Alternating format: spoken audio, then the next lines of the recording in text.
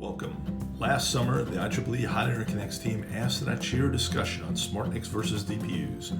During the session, all the significant players laid out their products and defended their network acceleration approach. Well, it's been just over 6 months, so I thought it might be worthwhile to do a quick update, as much has changed for these key players and their product lines.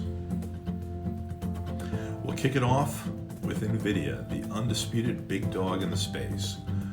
With its BlueField line of SmartNICs, shortly after the IEEE panel in August, they announced BlueField 2X, where they pasted an Ampere GPU onto the BlueField board to improve data plane performance.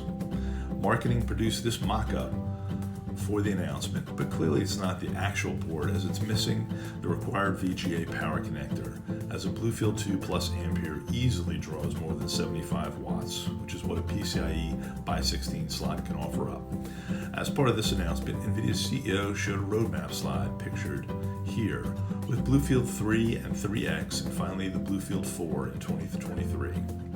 This includes the Ampere GPU integrated directly into the BlueField silicon. Personally, now this is my own opinion, using GPUs or ARM cores to process regular packet flows traversing the data plane is not an optimal solution. Network traffic is all integer or character-based data, and it's often delivered in blocks of 64 or larger bytes. CPUs or GPUs have to step through this data at best in 8-byte chunks. There is a better way. It's hard or soft logic. Enter Intel. In October, nearly the same time as Nvidia, Intel announced 2 new SmartNICs, Big Springs Canyon and Lightning Creek. Big Springs Canyon went out as the C5000X. It included a Stratix 10 FPGA and a Xeon D with 16 gigabytes of memory and a full-height, single-slot, dual-port 25 gigabit Ethernet configuration, requiring a PCIe Gen 3 by 16 connector and drawing the full 75 watts.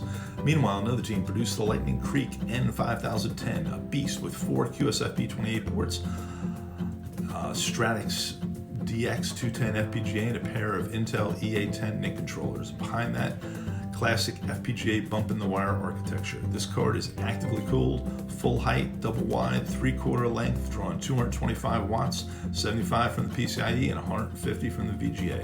The N510 is a board to watch from Intel. The rumor mill has been grinding on the fact that Broadcom appears to have dismantled its Stingray team, thereby killing the planned Stingray 2 product. Rest in peace, Stingray. You were a contender with some promise.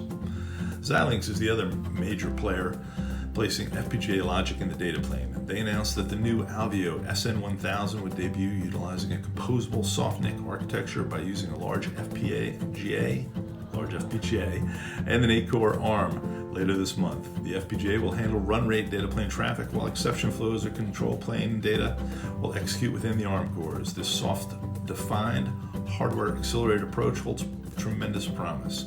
This is a full-height, single-wide, passively cooled, dual-port 100G card with VGA power connector at the rear. Later this month, the U25, a dual-port 25 gigabit Ethernet card announced last year, will also be available to customers outside of the hyperscalers. This is also a bump-in-the-wire card, much like the Intel N5010 above, as it uses a large SoC with an FPGA and an ARM, along with a SolarFlare X2 NIC ASIC. For normal NIC functions, it relies on the proven X2 chip, but for tasks like OVS and IPsec, code can be executed in the FPGA or the ARM. This card is low-profile, single-wide, passively cooled short card, drawing 75 watts from the PCIe Gen 3 by 16 bus. Next up is Pensando. They received the coveted Linley Group Analyst Choice Award for their Capri chip, which drives their line of SmartNICs. Pensando has made numerous runs at customers in banking and finance, but success is hard-won in this market against some entrenched players like Xilinx SolarFlare and Nvidia Mellanox. Hopefully they'll secure a few name brand anchor customers in the first half of 2021. Fungible is another new kid on the block. They came out of stealth mode at the IEEE Hot Chips conference last summer, and they've been struggling to gain traction, as their technology requires their NICs on both ends to see the 30% CPU offload gain they promise. Their DPU architecture leverages a trick similar to Google's Quick QUIC design. They have a big announcement in 2 weeks. That's fungible, that is. So we'll have an update after that.